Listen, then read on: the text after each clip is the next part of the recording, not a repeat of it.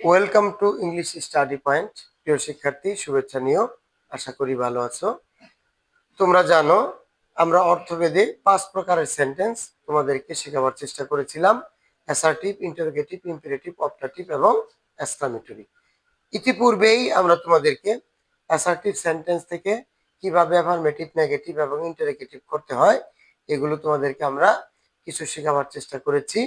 আজকে তোমাদেরকে আমরা দেখাবো 3 নম্বর সেন্টেন্স তথা ইম্পারেটিভ সেন্টেন্স কিভাবে গঠন করতে হয়। আমরা কিন্তু তোমাদেরকে বলেছিলাম যে বাক্যের সৃষ্টিকর্তা হলো সাবজেক্ট নিজেই, আর ইম্পারেটিভ সেন্টেন্সের ক্ষেত্রে আরো অনেকটাই এটা বিবেচ্য বিষয় যে বক্তা কোন ধরনের বাক্য সৃষ্টি করতে চায়।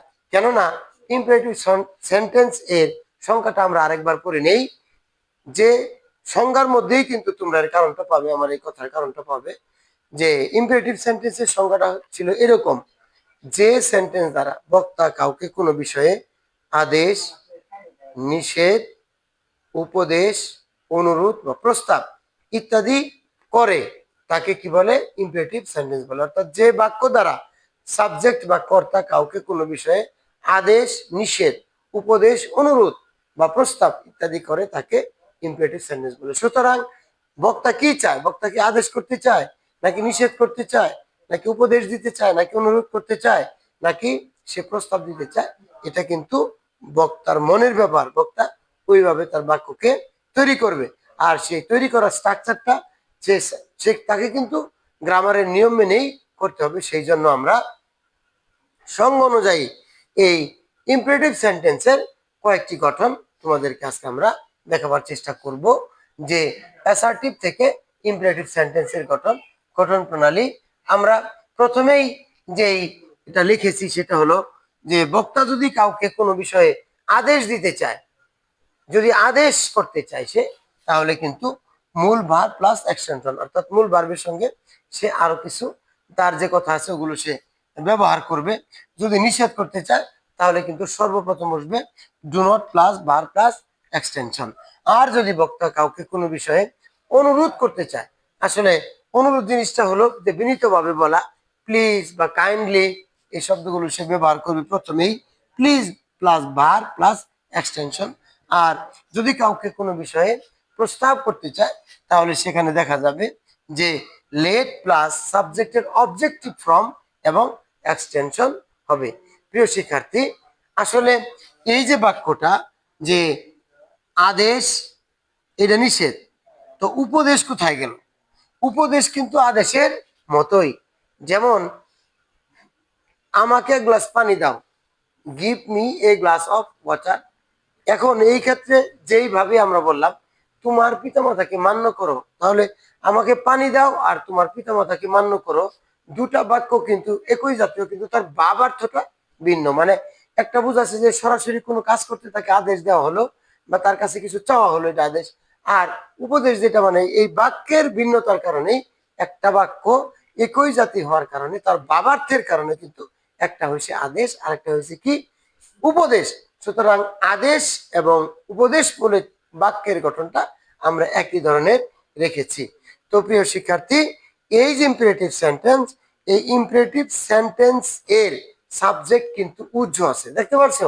আমরা কিন্তু বলছিলাম যে বেসিক স্ট্রাকচার অফ সেন্টেন্স, সেন্টেন্সের যে মূল গঠনটা সেটা ছিল কিন্তু subject plus verb plus object, কিন্তু ইম্পারেটিভ সেন্টেন্স কিন্তু এখানে মানতেছে না। অর্থাৎ ইম্পারেটিভ সেন্টেন্সের সবসময় সাবজেক্টটা উজ্জ থাকবে। সাবজেক্টে নাই এমন কথা না, সাবজেক্টে কি থাকবে? উজ্জ থাকবে।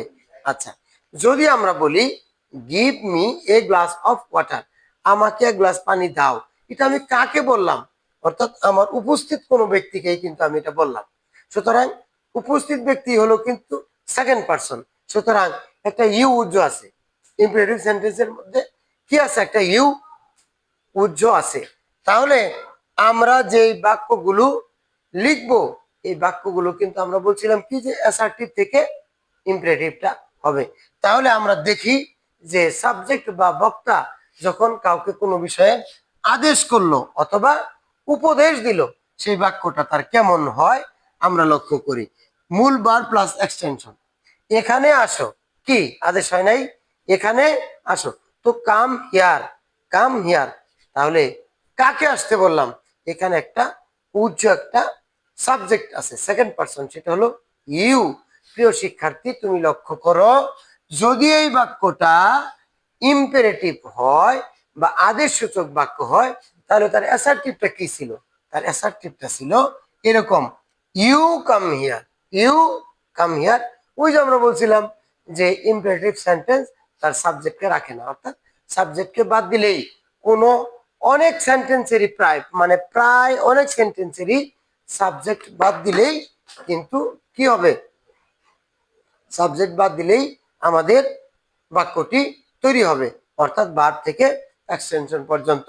প্রিয় শিক্ষার্থী, তুমি লক্ষ্য করো, আমি তোমাকে দেখাচ্ছি যে এই যে বাক্যটা মূল ভার্ব প্লাস এক্সটেনশন, এটা কিন্তু আদেশ এবং উপদেশ দুইটার ক্ষেত্রেই একরকম। কাম হিয়ার, এটা মূলত ছিল ইউ কাম হিয়ার, আমরা সাবজেক্ট বাদ দিয়ে শুধু বলছি কি come here. Obey your parents, তোমার পিতামাতাকে মান্য করো। You obey your parents. Okay, কথা বুঝতে পারছো? তাহলে কি হইলো? ইউ কাম হিয়ার, তুমি এখানে আসো, এটা অ্যাসার্টিভ ছিল। ইউটা বাদ দিয়ে মূল ভার্ব থেকে শুধু কাম হিয়ার, এখানে আসো, তুমি এখানে আসো, আর সেটা নাই। সুতরাং এইভাবে কিন্তু আমরা অনেক বাক্য তৈরি করব, আমরা তোমাকে দেখাবো এক্সাম্পলে। তাহলে আসো আমরা আরেকটা দেখাই। যখন আমরা না করব, না করব, নিষেধ যখন করব, সেখানে আমাদের বাক্যটা শুরু হবে ডু নট প্লাস বার প্লাস এক্সটেনশন। কি হবে? ডু নট প্লাস বার প্লাস এক্সটেনশন। আচ্ছা, ইউ কাম হিয়ার, এটা হলো কি assertive sentence. You do not come here, তুমি এখানে আসো না। তাহলে এটা you do not come here, এটা ছিল কিন্তু নেগেটিভ। এই যে নিষেধ, নেগেটিভ দিয়ে নিষেধ মানে কি? নেগেটিভ কোনো করা, যেমন ডু নট কাম হিয়ার, এখানে এসো না। এটা মূলত ছিল কি তুমি এখানে এসো না, এটাকে আমরা তুমিটাকে বাদ দিয়ে এখানে এসো না, ঠিক আছে? Do not come here. তো নেগেটিভটা গঠন করতে গেলে do not plus verb plus extension. Do not speak, do not move, এগুলা কিন্তু আমরা বলবো, ঠিক আছে? Do not go there, do not disturb me, এগুলা কিন্তু আমরা বলবো। এরকম বাক্য আমরা বলবার চেষ্টা করব। আচ্ছা,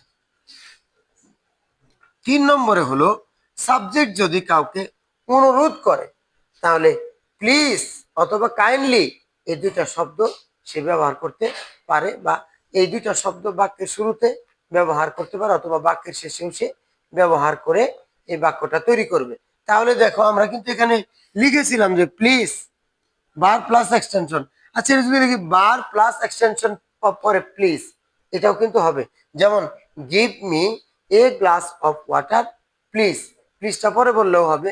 please give me a glass of water, please lend me 100 টাকা, অথবা লেন্ড মি 100 টাকা please. Okay, please listen to me, please listen to me, আমার কথা শুনুন, অথবা listen to me please. Okay, kindly এরকম, kindly give me your book please, give me your book kindly, give me your book, give me your book kindly, আমরা কিন্তু এভাবে ব্যবহার করতে পারি। আচ্ছা, তারপরে হলো কি যে এই যে আমরা বলেছি কাউকে প্রস্তাব করতে গেলে, প্রস্তাব করতে গেলে লেট প্লাস ভার্বের অবজেক্টিভ ফ্রম প্লাস এক্সটেনশন হয়। তাহলে তুমি লক্ষ্য করো, যেমন let him go there, let him go there, অথবা let me do the sum, let me do the sum. আমরা ওই এক্সটেনশনের মধ্যে কিন্তু ভার্ব বা অন্যান্য ওয়ার্ডগুলো রেখেছি। তাহলে please let me do the sum, এই যে প্লিজ লেট মি, মিটা হলো সাবজেক্টের অবজেক্টিভ ফর্ম। তো সুতরাং এখানে যদি আমি বলতাম আমি অঙ্কটি করি, I do the sum, I do the sum, এখানে ওই যে আইটাকে সাবজেক্ট থেকে অবজেক্টিভ ফর্মে এনে কিন্তু বলছি লেট মি ডু দ্য সাম। বুঝে আসছে কি প্রিয় শিক্ষার্থী? আসলে এই যে দূরশিক্ষণ বা এই যে আমরা ফেসবুক বা ইউটিউবে তোমাদেরকে ইংরেজি শেখাবার চেষ্টা করছি, এটা কিন্তু তোমাকে একটু মাথায় রাখতে হবে যে আসলে স্যার কি বলতে চাচ্ছে আমাদেরকে। এটা কিন্তু তোমাকে বারবার অনুশীলন করতে হবে। তোমার ভবিষ্যৎকে গড়ার জন্য একজন পরিশ্রমী স্টুডেন্ট তোমাকে হইতে হবে। দেখো, তোমার পাশে যারা আছে বা তুমি আছো, লক্ষ্য করলে দেখবে যে জীবনে আজকে যে সমস্ত সহপাঠীদের সঙ্গে তুমি পড়ালেখা করছো, কিন্তু এরা একদিন দেখা যাবে যে তোমার বন্ধুরা কেউ একজন ডাক্তার, ইঞ্জিনিয়ার হয়েছে বা বিসিএস ক্যাডার হয়েছে, তুমি কিছুই পারো নাই।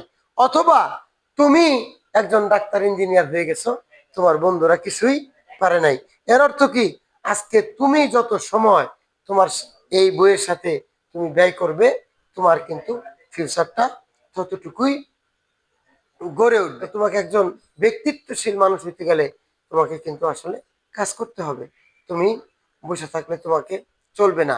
প্রিয় শিক্ষার্থী, তুমি যদি আজকে তোমার সময়কে প্রপারলি ইউজ করো, তোমার সময়টাকে যদি তুমি সুন্দরভাবে ব্যবহার করো, তাহলে তোমার আগামী সময়টা হবে খুবই সুন্দর। আর আজকে যদি তুমি নিজেকে অলসভাবে কাটিয়ে দাও, তাহলে কিন্তু তোমার ভবিষ্যৎ কখনো গড়ে উঠবে না। আমি যে কথা শর্টে তোমাদেরকে বলতে চাইছিলাম, সেটা হলো যে এই যে ইম্পারেটিভ সেন্টেন্সের স্ট্রাকচার গুলো আজকে তোমাদেরকে দেখাইলাম, এগুলো নিয়ে কিন্তু তোমাকে কাজ করতে হবে, তোমাকে বসতে হবে, এগুলোকে আবার নড়াচড়া করে আবার দেখতে হবে যে এর মধ্যে আসলে কি আছে, যদি তুমি নিজেকে সুন্দর করতে চাও। প্রিয় শিক্ষার্থী, আশা করি তুমি আমার কথা বুঝতে পেরেছো। আর এই বাক্যের গঠনগুলো কিন্তু আমরা এটা আদেশ এবং উপদেশের ক্ষেত্রে করেছি, এটা নিষেধের ক্ষেত্রে করেছি, এটা অনুরোধের ক্ষেত্রে করেছি, আর এটা প্রস্তাবের ক্ষেত্রে করেছি।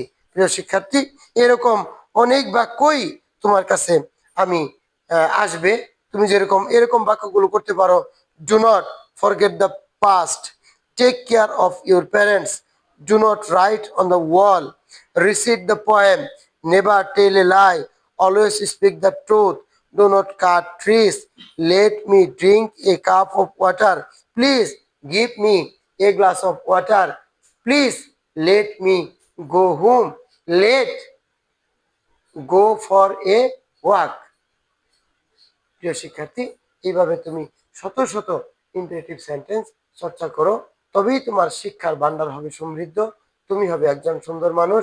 তোমার ভবিষ্যৎ কে আরো উজ্জ্বল ভাবে আমি দেখতে চাই যে তুমি আসলে একজন উজ্জ্বল আলোকিত মানুষ হয়েছো। এই আশাবাদ ব্যক্ত করে আজকের ক্লাস এখানেই শেষ করছি। সকলের প্রতি অভিনন্দন ও শুভেচ্ছা। আল্লাহ হাফিজ।